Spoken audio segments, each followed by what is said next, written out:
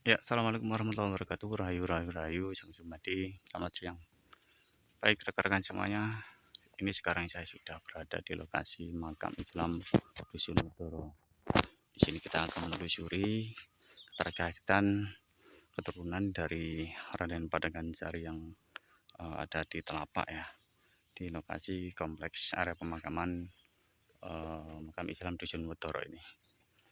Ikuti perjalanan saya, pemirsa semuanya. Kita akan coba untuk masuk dan semoga di sini nanti kita menemukan jejak uh, terkait putra dari Raden Panangansari yang kedua, yang secara tertulis di Serat Pakam Kekancen Sukanegoro sendiri menyebutkan bahwa beliau memang dimakamkan di uh, Dusun Odoro ya, Dusun Odoro ini, dan menggunakan tipikal nisan pakem giri, nisan kurawal ya, berbahan batu putih.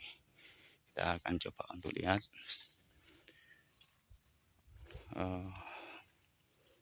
ini masih rata-rata masih makam makam umum warga ya.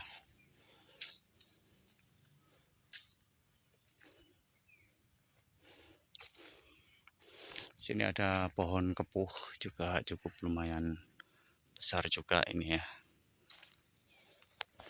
Barangkali ada di wilayah sini.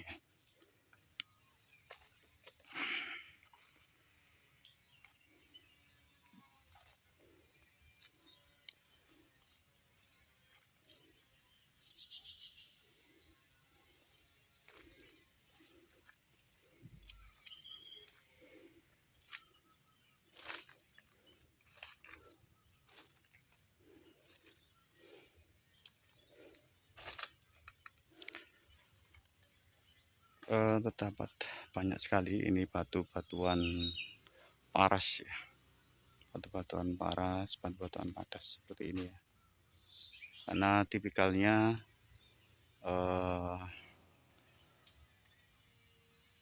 area di tempat ini termasuk wilayah pegunungan Kendeng ya. Jadi lebih dominan dengan batu-batuan padas atau paras juga ya. Nah, seperti ini.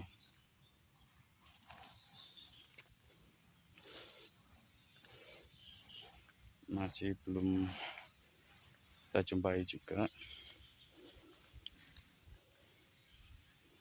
Ini ada di sisi timur ya. Mana ini ya? Selatan nih, selatan. Kita menuju ke barat ya. Jadi di sana juga ada pemakaman ya. Tapi saya belum tahu itu pemakaman. Kita akan coba ke sini dulu, ke arah barat ya.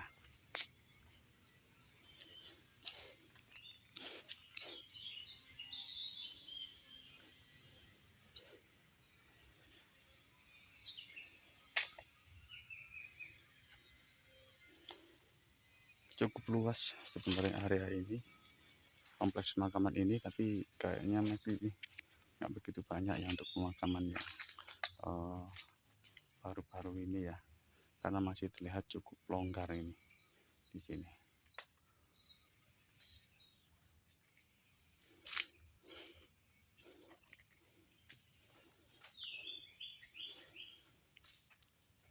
Masih belum kita temukan juga ya.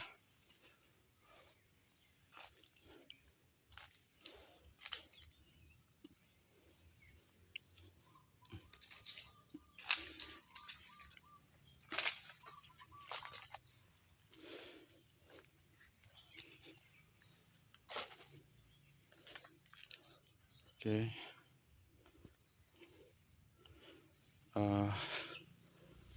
Oh ya, ini ternyata kita sudah ketemu. Ini hanya, oh ya benar, ini berbatu bahannya ini bahan batu putih ya, bahan batu putih, dan masih ada gas relief untuk apa ukelnya ya, ukelannya atau pangkurnya di sini. Ini bagian kaki, kemudian ini bagian kepala, yang di sini masih juga terlihat dari reliefnya di sini ukelannya.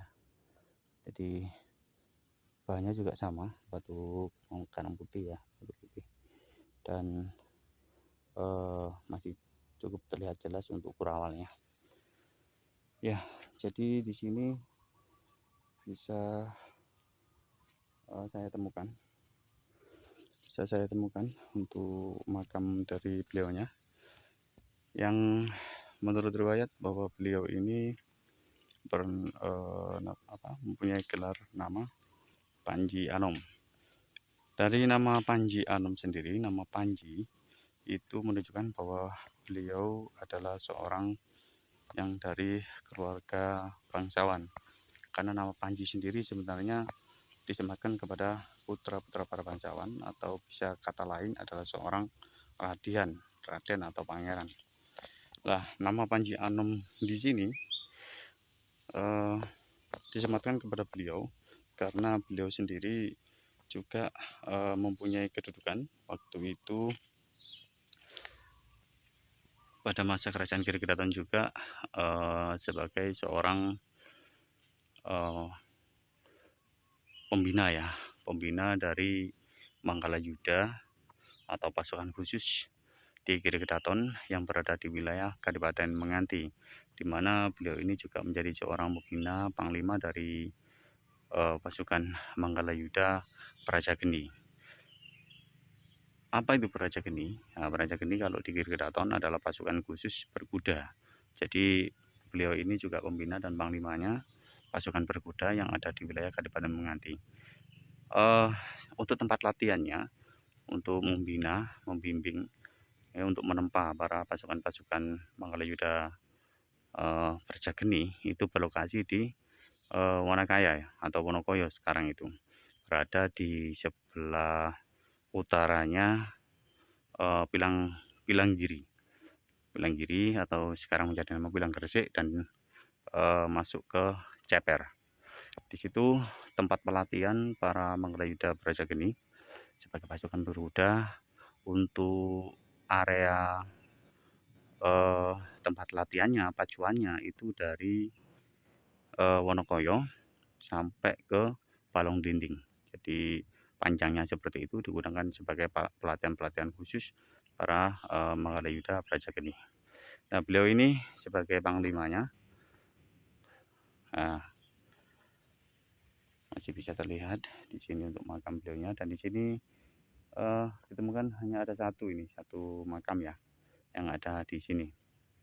Nah, kemudian beliau menikah dengan putri dari Adipati Menganti yang ketiga, yaitu Adipati Harya Menganti. Nah, dari pernikahan beliau dengan putri Adipati Menganti yang ketiga atau Harya Menganti itu, Pangeran Harya Menganti itu, beliau mempunyai beberapa keturunan dari beliaunya. Yang dari keturunan beliau inilah yang kemudian dimulai dari beliau ini akhirnya melahirkan sebuah wangsa baru yang bernama Wangsa Tria. Dari beliau inilah kemudian lahir Wangsa Tria, yang kemudian Wangsa Tria sendiri nanti menjadi suatu kawedanan melanjutkan dari kawedanan yang pernah dipimpin oleh kakek beliau, yaitu Raden Panekansari pertama. Kemudian di Wangsa ini akan menjadi para wedana-wedana yang menguasai pegunungan Kendeng yang sekarang bisa kita kenal dengan nama Tria Reja. Jadi dari keluarga Wangsa Tria beliau inilah akhirnya kawedanan di Tria Reja itu secara turun-temurun dipimpin oleh keluarga-keluarga beliau yang jika diurut ke atas, beliau ini adalah cicitnya dari yang Mbah Kanjeng Susunan Giri atau Prabu Wisat Mata. Jadi begitu rekan-rekan pemirsa semuanya, bahwa beliau ini adalah tokoh penting yang di masa itu, di mana beliau ini juga menjadi seorang panglimanya, pembinanya dari pasukan khusus Giri Kedaton, Raja